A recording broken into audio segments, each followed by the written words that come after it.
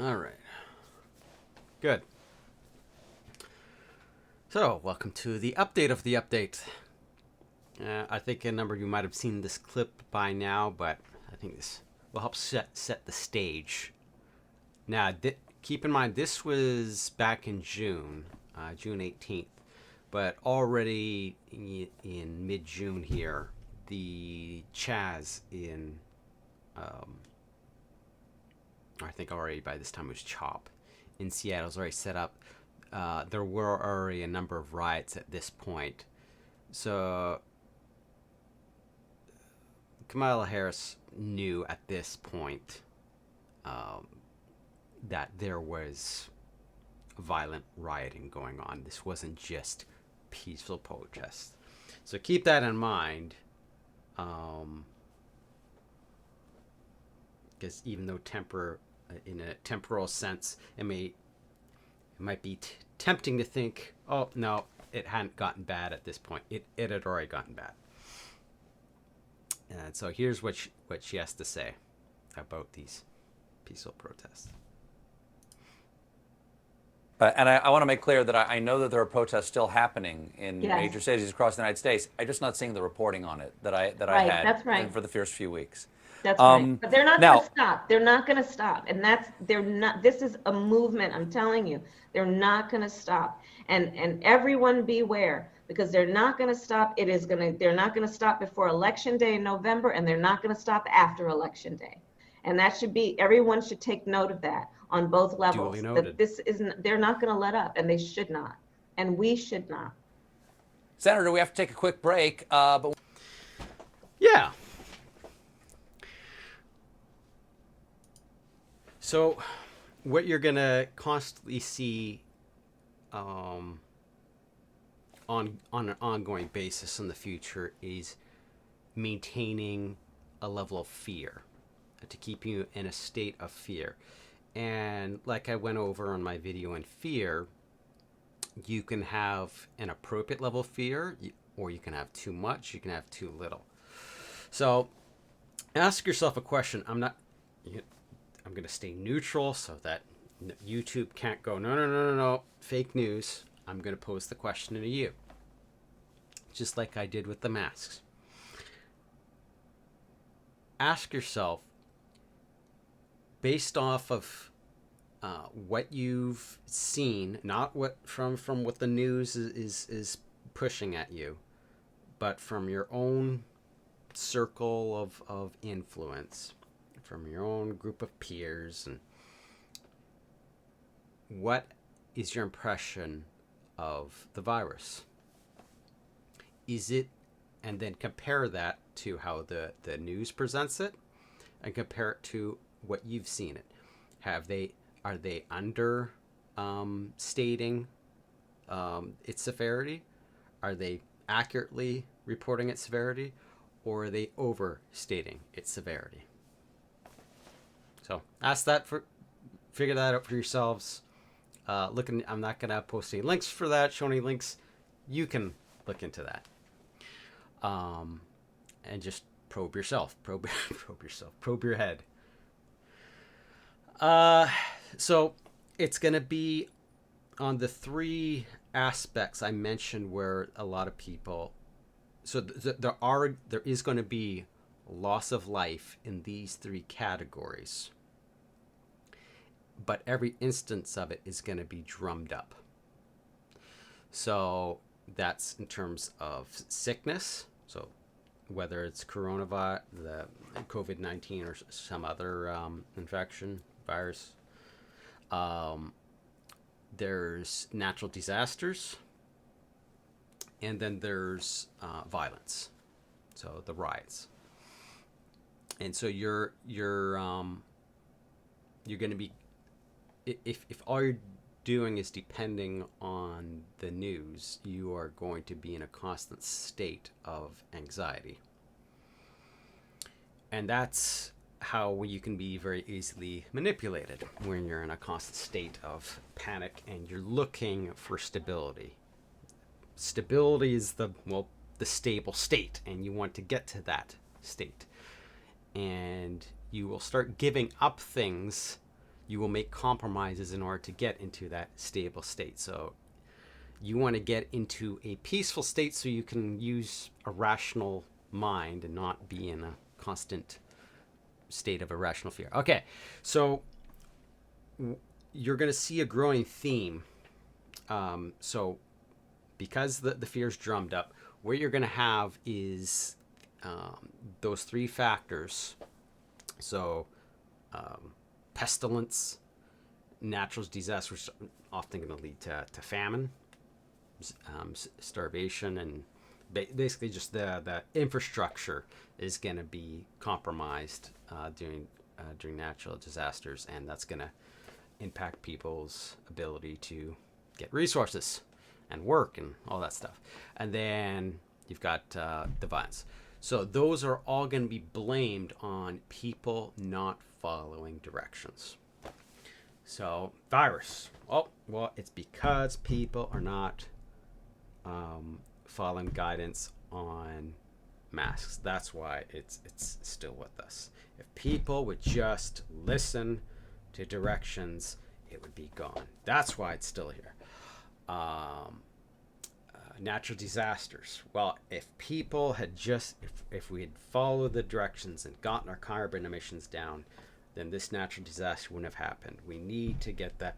People need to follow directions in order to, so we can avoid natural disasters. The riots. If people only follow direction, well, right now this is, because it's so tense, it's you have the two parties both playing off this. So it's both saying if people only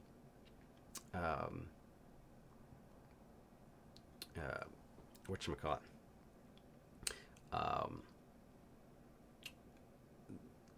did justice, did social justice on one side. They said if people would get on board with the whole fill in the blank equality, then we wouldn't have these riots. And on the flip side, it's, well, we need to put up our defenses and if anything, go on the offensive to nip this in the bud. People need to learn their lesson. And so that's what this whole civil war is coming up over and coming to a head over. And what you're going to see over the coming months is a loss of good. So I went over fear, and then the last deep thoughts yesterday, I went into I did a deeper dive into the concept of good and good principles. And so take, for example, and we're seeing this already in North America too, but China is a more extreme example of when people are in a state of fear, they will very easily compromise on good principles. So in China, there's a number of instances where people would, if they helped someone who was injured, they would be on the hook for the taking care of the expenses. And so there were, on a state level, discouraging good behavior. And so it very quickly degrades into, if it's not in your best interest to help someone, then, well, why would I help them? And so you're going to see more and more of an erosion of the good that I'm hoping to. So it's like culture and me are going in opposite directions right now. And so more and more you're going to see this idea of no good deed goes unpunished. So it's going to be a real test of character in the coming months and couple of years of why do you do good? Is it only because you're expecting good in return, or is because good is the right thing to do? And so all this is leading to erosion of your personal rights, which has been a long time developing, and really now it's coming to a head. So you're gonna have a lot of these talking heads talk more about greater good, common good, public interest, the good of the planet, calls for unity. And so going back to the mass topic again, I'm just asking questions here. Look at this recent recommendation for the best and worst face coverings. So at the bottom, we've got mask with built-in valve or vent, which I demonstrated when I did the video on masks. You can say their efficiency at filtering large droplets pretty good, and at filtering aerosols pretty good. Where can it be worn? Never. Why never? Does not protect others.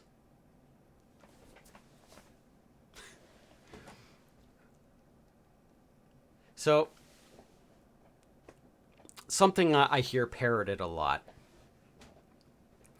is, how do you know you're not sick? As a justification for if anyone goes, okay, well, why would I wear a mask if I'm not sick? Well, how do you know you're not sick? You could be a carrier and not know it. How do I know that you don't have Ebola? How do I know you don't have fill in the blank? How do I know you don't have flesh-eating disease? Or how do I know there's no... So well, let's take Ebola, for example. What I do is I go by evidence. You don't base decision off of possibility. You base your decisions off of probability. So I go, well, okay, I didn't recently go to an area where Ebola is common. I've been here.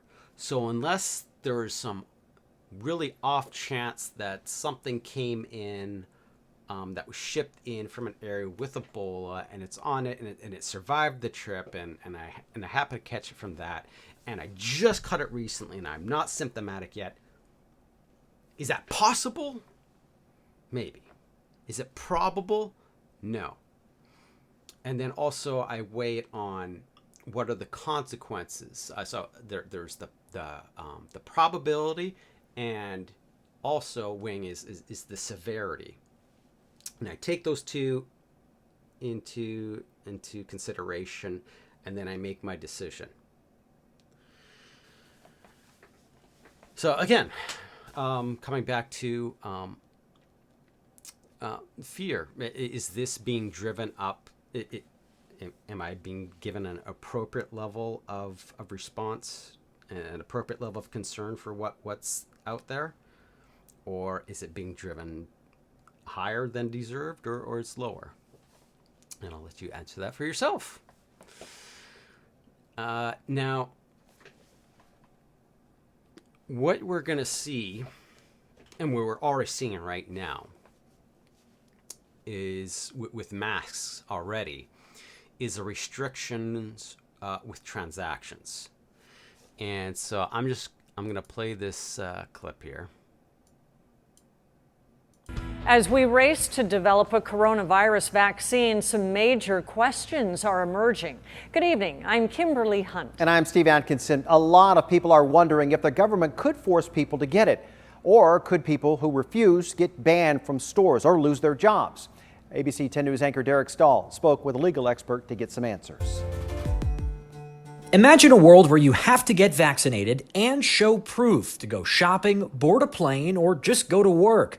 Legally, it could happen, says University of San Diego law professor Dov Fox. States can compel vaccinations in more or less intrusive ways. They can limit access to schools or services or jobs if people don't get vaccinated. It could force them to pay a fine or even lock them up in jail. Those measures have been adopted in other countries like France, but not so far in the United States. It all dates back to a Supreme Court case in 1905. The court held that Massachusetts could fine people for not getting vaccinated against smallpox. That case became the basis of vaccine requirements at schools across the country. Courts have found that when medical necessity requires it, the public health outweighs the individual rights and liberties at stake. Just last. Did you catch that? I'm going to play it once more. The public health outweighs the individual rights and liberties at stake. So the public health outweighs the liberties of the individual. So my question is, who determines? Because that sounds good, you know, it sounds logical.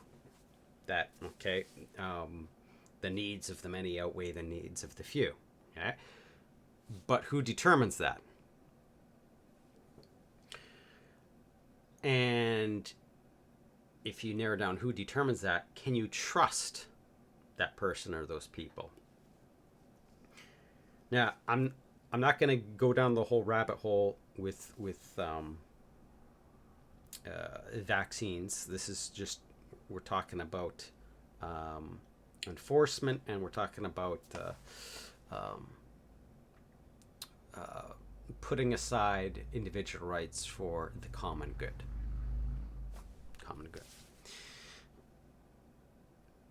I wish I could have found this. This was embedded in someone else's commentary. I could not find this interview separately. But there was an interview with Bill Gates recently about there's already initial COVID-19 vaccines in trial, and they're trying it with initial responders. And there's already side effects. It didn't go into like all the side effects and their severity, but and you could tell Bill Gates is on the hot seat. And by the way, if anyone can find the interview, once it's on YouTube, you can put it in the comments below. I'd love to have this as a reference. But Bill Gates is on the hot seat, and he's like, well, they're not, there's no long-term side effects. Well, the trials had just started. How do you know there's no long-term side effects? You don't.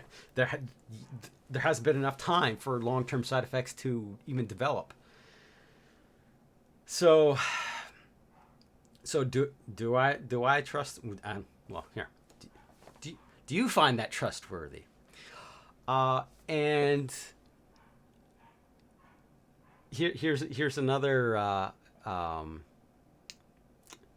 item for consideration. Big pharma firms will not be held accountable for side effects of COVID vaccine. Again, this is not about vaccines in general. This is about, in this particular case, it's about accountability and trust.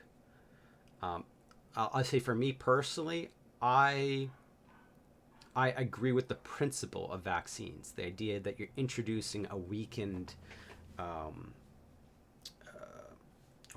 virus to the immune system so it can build up defense against it. That principle I agree with. What concerns me is all the devil in the details, as it were. So I'm just going to zip ahead here to the end of this segment here. Require vaccinations doesn't mean it's the best public policy. Derek Stahl, ABC 10 News. And legal experts say that private businesses would have the authority to fire workers who don't want to get vaccinated for personal or religious reasons. Companies would just need to show that there are significant costs at stake for having unvaccinated employees. Which is As we race which is easy to drum up. So already, like I can't go into Walmart and pick up some stuff without a mask, and they used to provide them. Now I have to go back into the car and fetch my mask if I forget. And you could say, yep, they're in their right. And again, I'm not making a definite statement on whether that should or should not be in place. I'm just saying that's the current state. So that same firm stance is likely to happen as we move forward. More and more, you have to do this if you want to participate in this system. So the current economic system is already being strained. Some places, well, especially early on in the COVID thing, they didn't want to take cash. Now, especially with power outages and whatnot, the debit machines, the credit machines, they have difficulty with, and then we can only take cash. So this whole current economy is, and all the infrastructure around it is being strained. So it's ultimately, over the next couple of years, going to crash. Now, for those of you there is going to be a new system set up in its replacement. Those that are having invested in cryptocurrency, and maybe getting excited. Ooh. I would say you only have ground for excitement if you're willing to kowtow to everything that's going to be coming. If you at any way intend to maintain your freedoms and intend to keep your principles, you are not like that. All that that you've stored up is going to be useless because you're not going to be able to work within that system. You will not be welcome. So shifting gears a little bit. So last year, I was already starting to warn about the new media that was being developed. And so I think it's good to bring up the contrast again between, for lack of a better term, prophecy, and then my assessment. So what is definitely going to happen, and that type of stuff, I have to be vague because there's a number of different tactics that can be used to achieve that. And then my assessment is based on how things are going, how I think it may occur. So with the new media is definitely being going to be implemented, especially after this coming election. Now, does that mean that the labels of the existing media are going to be replaced? So, i.e., am I saying CNN is going to disappear? I don't know. But what if it maintains the label, it's going to be gutted either in personnel or just in terms of the narrative that it spreads to this new. So for the longest time, the media has been in North America a very progressive media. You're going to start seeing, even Fox News, like what the the pro-family,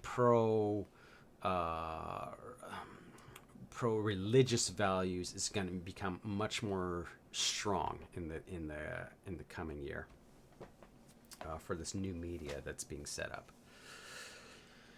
And it's going to be, again, promoting, even though it's new, it's still going to be pushing and maintaining a level of fear. Even if the narrative is seeming to shift, it's the reason things aren't getting better is because people are not following orders. They're not following guidelines, whatever those happen to be. And let's just see if there's anything else I want to go over. I think two things. So one, why share this? Again, going back to the beginning about fear. Now that you know this is coming, you will not be caught with your pants down unless you completely choose to ignore the warnings and just F it. I must be a delusional nutcase, and you just wing it, and this catches you unawares, then okay. But listening to this, if you hear it, you understand, and you heed the warnings, which is quickly recap. You want to get out of the key highly populous city centers, at least to the suburbs, if not out to the more rural countryside areas. You want to make sure you can start growing your own food. Also, a few practical near-term things is if you don't have a laptop right now, now would be a great time to get one. Either with one of the new Ryzen 4000 series, or Intel really has hard on for the new 11 series, but the new 4000 series Ryzen laptops, it's a great time to get a decent laptop for the price. The supply lines are not shot or somewhat stable. As I found out this past week when my power went out, and I do have a battery backup for my router, but not for the main system. So I was just operating off the phone. So it's gonna become. So between the laptop, I'd also start getting some way to generate your own power in a pinch. So if you're in an area that gets plenty of sunshine, get some solar panels, get some batteries, so that if power is out in your area for a bit, you can still keep operating and still keep communicating. So those are some of the practical measures that. So when this stuff gets worse and it hits in your area, you are not caught unawares, and you're not going to be making rash decisions. You're not going to be panicking. So that's that. The other thing is announcement for the next stream. So for tomorrow, I was going to do another Twitch Sings, but, well, this isn't the reason why I'm not doing Twitch Sings tomorrow. Twitch Sings is shutting down at the end of the year, or specifically January 1st, 2021. So, rip Twitch Sings, but I'm still going to do it for a bit. I'm going to see if I can come up with another solution for those that use Twitch Sings, at least for the near future. I might have an idea for voice mod, and then there is this site where I've been getting some karaoke good instrumentals from. So maybe we can get them working together and turn it into a streaming service. There's not much time to get this all together, but maybe we can get something together and still have that going. So that's that. But so tomorrow, this is a passion project I wanted to do for a while, is going over graphics card history. I have had a long time rule of I would never pay more than $300 for an individual computer part. And based off the Steam survey, it seems a lot of people share that that conviction. The GTX 1060 has been the top card for, I think, the past 3 years. And so NVIDIA came out with, I'll call it the not the series, but class, 6 class, a ways back. And so I want to track the progress and when NVIDIA finally got it in their heads, and how they've kind of tried to, I guess, get out of that rut, even though it's a successful rut. And so now they're trying to upsell people from the 1060, and I want to go into the history of why they're having a hard time doing that, and why they shouldn't. And anyway, I'm gonna save that for tomorrow. Just a little passion project I want to do, and why the new 3000 series, that they missed the mark. Okay, that's it. Thanks for anyone who tuned in, and I'll catch you next time.